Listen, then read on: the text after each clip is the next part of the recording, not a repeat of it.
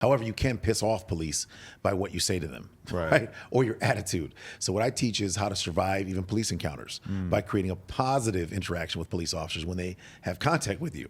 And that's why in our 26 years, through force-on-force conflict, we've had no court dates.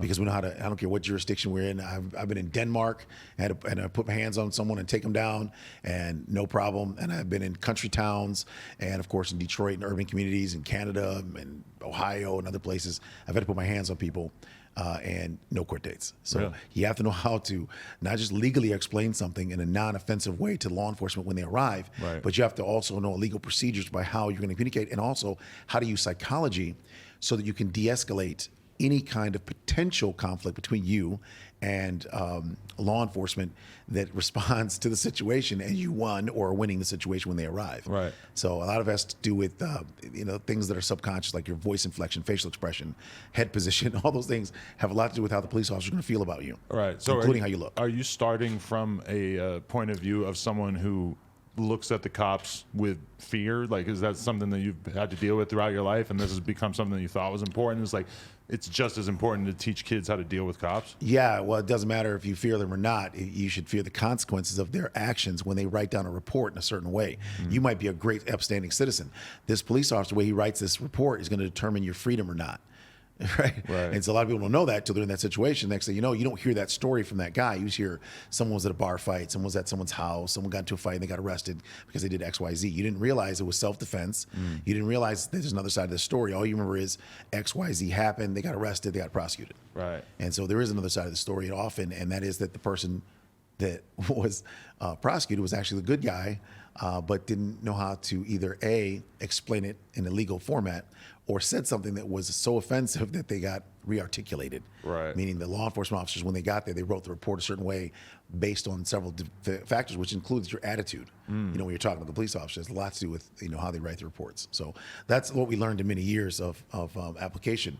And so you can be a great, fine, upstanding person, but if you spoke in such a way that the officers didn't believe your side of the story or didn't like your side of the story, just like if the witnesses are there. The witnesses, if they don't like you and there's more witnesses against you, Right. that can usually play a negative part in your freedom plans. Definitely. So how do you go about putting together this system of self-defense? Like, how do you go about creating a martial art at that point in your life? Right. So what I did was I started, for me, I started teaching at the YMCA. I got started teaching in the parks. I didn't have any money, so I just, I was a swim instructor at the YMCA, and I started. I asked permission to teach class there. They gave me permission. I created the system, and when I first created it, I was using sport systems, sport ideas, sport fighting. I didn't know anything about,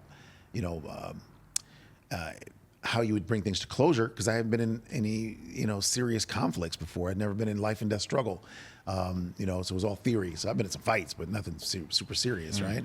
And so I would say 75% of the things that I learned from martial arts just didn't work. They just wouldn't work. They can't work, and that's because of where their origin is from. So the martial arts we're being exposed to, these are from businesses from Asian countries. They're not actually true combat arts. Are not from like actual, military. Traditional arts are, someone who did good business in that country, Right. and was able to market themselves and create a class and a school and market it better than other people from their, Korean culture or their Chinese culture or their Japanese culture. And that became a business that we heard about in our country. And it's optimized to be a business. Right. It's not Right. like, Exactly. come in and do these like 20 classes and then you'll be done. No, Yeah. It's like, this is a lifelong journey. It's going to take you That's 10 right. years and you need Yes. to be a black And belt it's to very defend expensive, yourself. Yeah. right? It's actually a really serious business. Yeah. And then you find Americans cutting off, their Asian heritage, lineage by starting their own American version Right. of the same martial art. And then that becomes its own business and politics and all kinds of stuff. And, at the end of the day, I didn't want to get involved in any of that. So for me, I thought, wouldn't it be just a place if you had just had pure training? No art, no sport, no taking your shoes off. I'm in Michigan. We don't really walk around with no shoes on. And laws are always important. So before I do anything, why wasn't I taught the law? Why is there not one martial art? And I studied probably 20, 30 different art forms and from instructors, both in group settings and privately. And I never had anyone discuss law. But yet law is literally the most important thing you're going to know when defending yourself, because it's not going to be self-defense if it's not legally considered self-defense. You're now the aggressor. You're now going to jail and or prison based on how much damage you did to the other person. Regardless of how you feel, how you felt, it's how the police feel, it's how the prosecutor feels, it's how the DA feels, it's how the judge and jury feels. And before that, it's how the people in your area, the witnesses feel, right? That matters more than how you feel. Can you please subscribe to the No Jumper Clips channel and get it to 20K, or they won't have no money to pay me, and I'm gonna have to go rob people again?